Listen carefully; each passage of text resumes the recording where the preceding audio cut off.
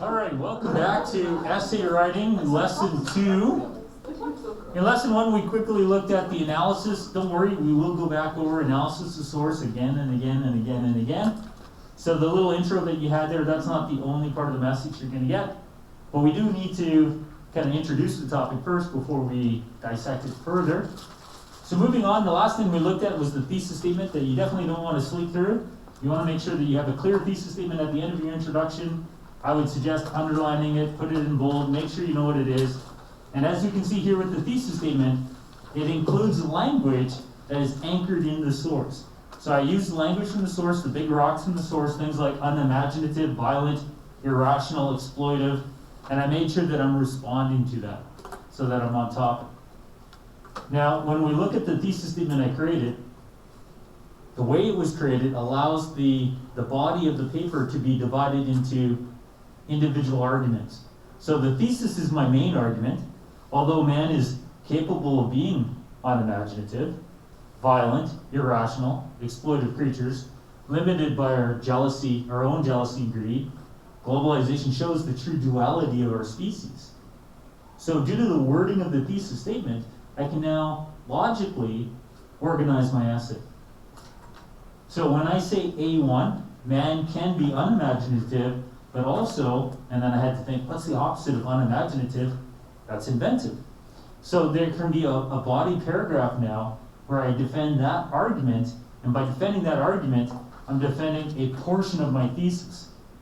So a good organizational skill, a good building skill for your essay is to have a thesis statement that can be divided into smaller arguments. So this thesis statement allows me to just now create smaller essays, like little mini essays, and then after I complete all of them, I've addressed my thesis statement. So the first subdivision would be man can be unimaginative, but also man can be inventive.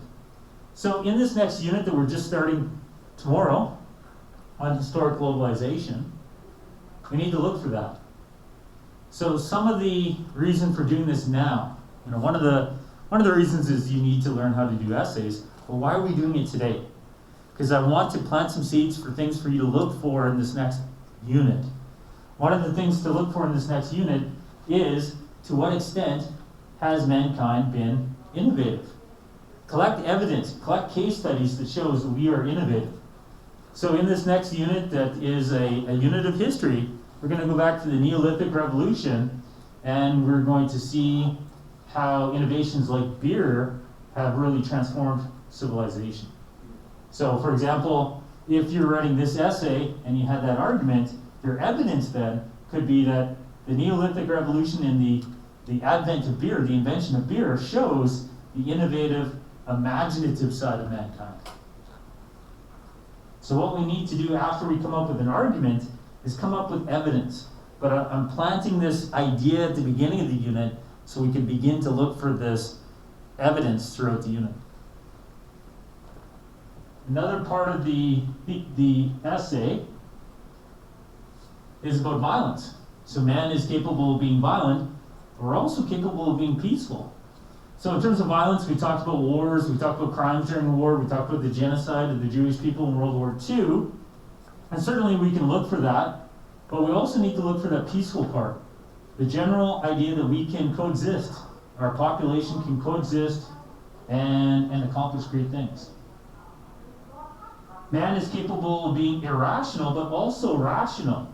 So once we have these things queued up, then it's something to look for as we study the unit.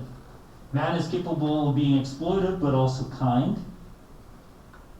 So by the end of the year, we will have looked at sweatshops and slave trade, but also refugees, and how some countries come to the aid of refugees. Man is capable of being jealous, but also empathetic. Man is capable of being greedy, but also generous. So there's a chance you could see this essay on your final exam.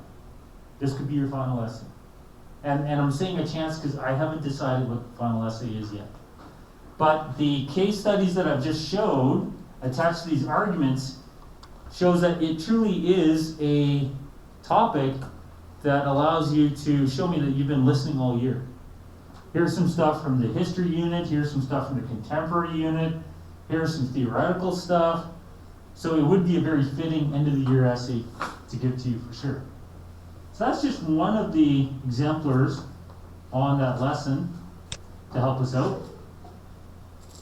Next up, I'd like you, with the Chromebooks that you guys have there, I'd like you to look at this student sample, which focuses on the nature of mankind.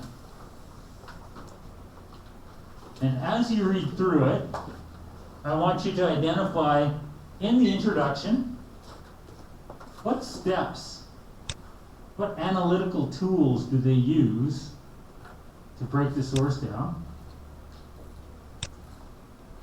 It's always better to double space. So in the introduction, in the analysis of source, what tools did they use? What tools could you add?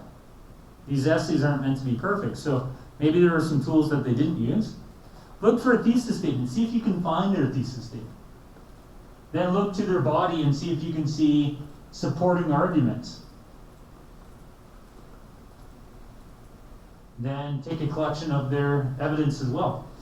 Knowing that you're going to be writing an essay like this in the future, I don't know, do you guys have the ability to make a copy of it? I don't know if you do. No. So if you have the ability to make a copy of it, maybe make a copy so then you have your own version of this essay so you can go back and borrow stuff from it, right? So if you have the ability to make a copy of it, then maybe make a copy, and then when you're making a copy of it, you can start dissecting it. You can dissect the document and next to a section say, okay, this is argumentation, or this is evidence. And if you find evidence that you find quite convincing, quite sophisticated, then that's evidence that you might want to yourself begin to collect and build upon. So take a moment and read through this. In terms of evidence, look for historic, contemporary. There might be hypothetical evidence. I see the Hobbit down there. So there's some evidence that might be... Shakespeare's also in there. Yeah, Shakespeare is also in there. So it's evidence that might not be traditional evidence you'd see in a social studies paper. So it also shows the range of evidence that you can use. So take a moment, read through that, and then we'll come back and look at essays a little more.